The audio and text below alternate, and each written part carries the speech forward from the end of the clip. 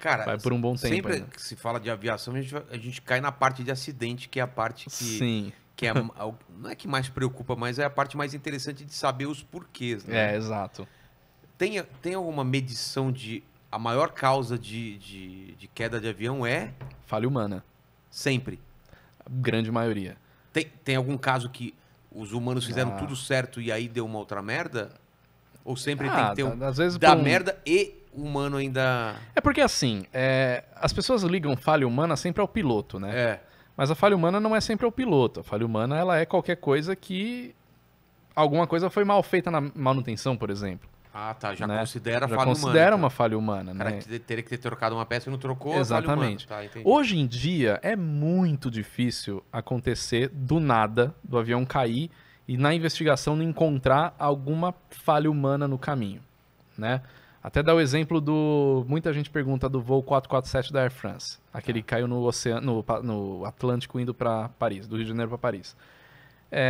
Mas aquilo lá entrou numa tempestade e foi a tempestade que derrubou o avião.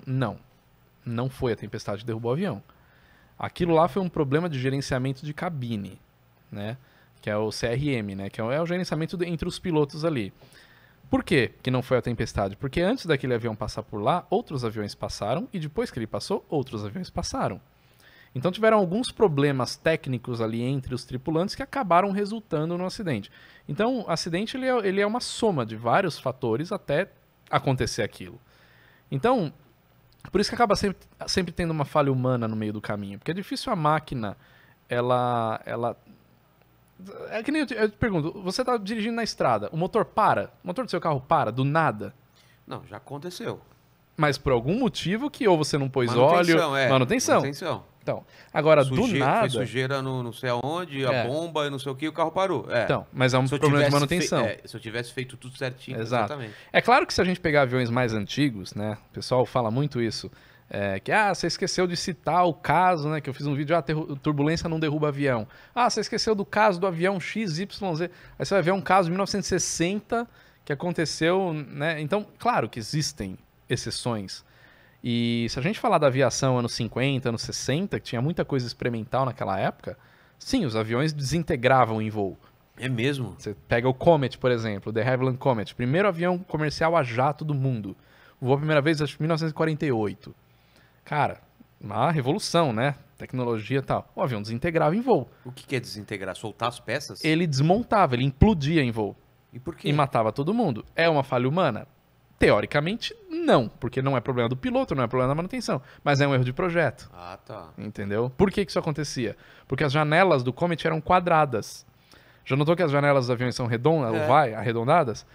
O que acontece? Por que a fuselagem do avião é cilíndrica? Porque...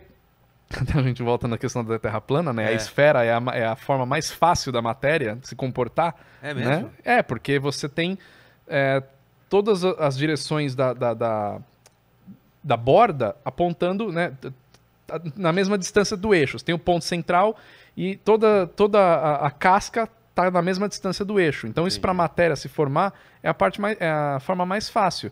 É muito difícil você naturalmente criar um quadrado.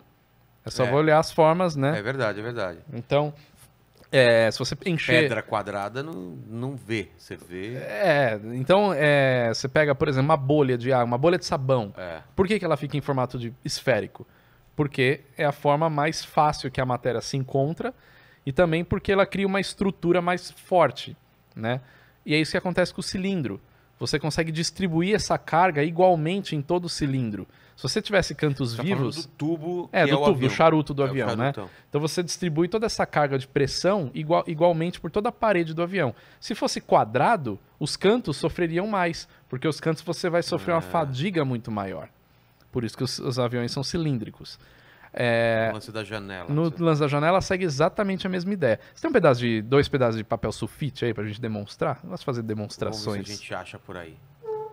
Aí eu já te mostro certinho o que é isso aí. Pode ser pequenos os papéis? Pode ser uma ser folha. Os números da gente aí, os pequenininhos, os papéis pequenos aí. É que eu vou dobrar. Pode dobrar? Pode. Beleza. Isso aí já dá certo. Não sei se vai dar certo, porque eu precisaria de um durex também. Acho que é pedir demais, tem né? Gaveta aí, na gaveta então, dela aí. Pode. Pode ser fita Capri. Pode. Nossa, Só... eu falei Capri. Capri. Aqui, ó. É só pra colar aqui. Obrigado, Manu. Pera aí. Vamos lá. Manu é muito mais rápida que o estagiário, você viu, né? Ó. Então aqui eu fiz um quadradinho, né? Uma estrutura quadrada. Tá. E aqui uma estrutura cilíndrica. Vamos ver se dá certo. Se não dá certo, eu vou passar vergonha aqui, não é? Não vai dar certo. Vai, cara. Seja positivo. Já provou que a Terra é redonda aqui? Então. Ó, aqui, Provou, né? Eu acho que provou. aqui é uma estrutura quadrada e uma Tá estrutura... pegando, o estagiário, tá, mandíbula? Vou com o copo de água em cima do quadrado. Tá muito leve. Tem coisa mais pesada? Caramba! Nossa, não. Essa aqui é pesado demais. Essa não tá tão pesada, tá Deixa eu vazia. ver. Não Não aguenta. aguentou. Caramba! Essa é a diferença.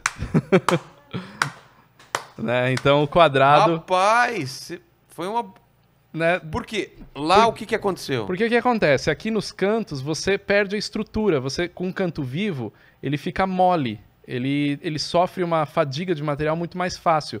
Aqui eu estou distribuindo o peso da garrafa igualmente em todas as paredes. Aqui não. Quando chega nos cantos, ele vai forçando. Então, basicamente é isso. Por isso você não constrói um avião quadrado. Porra, entendeu? boa. E as janelas, elas estavam fazendo o quê? E as janelas nos cantos vivos desse Comet, desse avião, elas estavam trincando por conta da pressão. Porque como ele era um avião pressurizado e ele voava muito alto, ele voava 40 mil pés, né, dá 12 mil metros, mais ou menos, de altitude, ele aos pouquinhos, com essa pressuriza, despressuriza, fica nesse balão, enche e murcha, os cantinhos das janelas foram trincando. Caramba. Até chegar um voo que ela trincou de uma vez. Só que acontece, o avião ele tá pressurizado, ele tem pressão dentro. Abriu um buraquinho, foi rasgando, aí rasga a fuselagem inteira, o negócio se despedaça, aí não tem o que fazer. Então, nesse caso, é uma falha de projeto. Entendi. E não um erro humano do piloto. O cara tava voando e o avião despedaçou. Então, se a gente volta nessas épocas, tem mais isso. Agora, acidentes atuais, cara, cita um acidente recente aí, qualquer um que você lembrar. Então, Chapecoense, vai. Foi pouco Falha humana. De piloto e negligência da empresa, que no caso era do piloto, né? Era dele? É, o piloto. Então, falha humana. O que aconteceu? O avião caiu por pane seca. É. E na aviação... Cara, isso é um absurdo, né? É o mínimo que... De checar e se tem combustível. Eu já fiquei na estrada. Mas, o carro não caiu. E entendeu? você é multado, né? Se eu não me engano, é infração grave, né? Um negócio assim. Então, imagina um avião. Tanto é que se você olhar as fotos do acidente, não tem nada queimado, né? Porque o que tinha de combustível, ele queimou. Queimou até o talo. Até o talo. Pro azar dele, bem que o azar dele foi ele ter tomado a decisão de não ter parado no caminho para abastecer. Mas... Por que ele fez isso? Foi porque economia? Porque ele já tinha feito algumas vezes, né? Essa foi a que não deu certo. Normalmente, quando tem alguma coisa assim de negligência, o cara cai quando não dá certo, porque as outras vezes deram certo. Exatamente. Né? Então ele já tinha feito essa mesma Já. coisa e tinha dado certo. Sim, ele fazia aquela rota direto, porque o que acontece? Na aviação, você tem que ter o combustível para o ponto A, para o ponto B, mais uma alternativa, no caso da aviação comercial, mais outra alternativa e mais um tempo de voo, além das alternativas. Ele praticamente calculava ponto A, ponto B e mais uns 10 minutos. Ou seja, totalmente fora da regra. O avião tem autonomia? Tem. Só que não é porque o avião tem 3 mil quilômetros de autonomia que você vai voar 3 mil quilômetros, entendeu? Não é assim. Então, quando ele chegou lá, parece que ele não declarou emergência, mas tinha um avião em prioridade para pousar. Só que nessa prioridade ele precisou voar um pouco mais, queimou o que tinha, só que ele não declarou emergência. Nessa de não declarar emergência, ele caiu por pane seca. Porque se ele declara emergência, a prioridade do espaço aéreo é ele. na frente. Totalmente. E por que você acha que ele não declarou emergência? Cara, Porque na minha visão, pouco que eu posso contribuir para isso, questão de, cara, se eu declarar emergência, fechei minha empresa. Porque como é que você vai declarar emergência? Porque não é assim, declara emergência, pousa e beleza, valeu. Não, vai vir uma investigação para ver por que você declarou emergência. Tem que justificar isso. Aí vai ver, beleza, declarou emergência porque você não tinha combustível? Você tá maluco? Né? Então isso seria um negócio muito grave. E eu acho que ele preferiu arriscar. falou, vamos ver se dá. E não deu. Caramba, né? Cara, então é uma tremenda negligência.